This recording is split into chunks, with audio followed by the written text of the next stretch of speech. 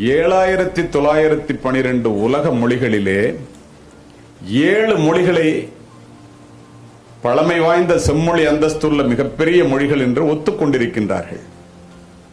அந்த 7 மொழிகள் சமஸ்கிருதம், லத்தீன், கிரேக்கம், ஹீப்ரு, சைனம், பாரசீகம், தமிழ்.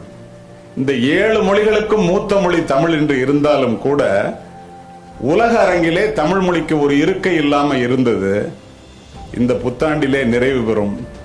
அப்படிப்பட்ட ஒரு நேரத்திலே நீங்கள் இந்த தமிழ் நிகழ்ச்சியை நடத்தி கொண்டிருக்கின்றீர்கள். உங்களுக்கு தெரியுமா என்று எனக்கு தெரியவில்லை, உலகிலேயே 6 நாடுகளில் Ilankai, Singapore, Malaysia, Mauritius, Australia, Canada அனைத்து நாடுகளிலும் அரசே அங்கீகரித்து உலகத்திலே 6 நாடுகளில் அரசாங்க அங்கீகாரத்துடன் நடந்து கொண்டிருக்கின்ற ஒரே மொழி நம்முடைய தாய்மொழி தமிழ் தான்.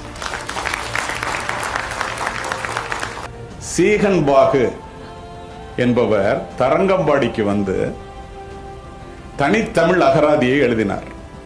அந்த தனித்தமிழ் அகராதியை எழுதி தமிழுக்கு அவர் தொண்டு செய்த ஒரே காரணத்திற்காக அவரை இங்கிலாந்து அரண்மனையிலே ஜார்ஜ் மன்னனுடைய அவையிலே அழைத்து ஆர்ச் பிஷப் என்று சொல்லக்கூடிய மிகப்பெரிய கத்தோலிக்க குருமார் லத்தீன் மொழியிலே எழுதிய ஒரு பட்டயத்தை அவருக்கு கொடுத்து, சீகன்பாகு அவர்களே, உங்களுடைய தமிழ் மொழியினுடைய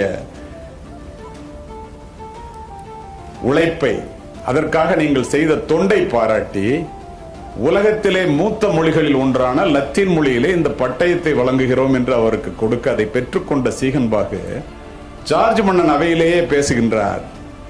நன்றி கத்தோலிக்க ஆர்ச் பிஷப் அவர்களே, மூத்த மொழியான லத்தீன் மொழியிலே எனக்கு பட்டயத்தை வழங்கியதற்கு நன்றி.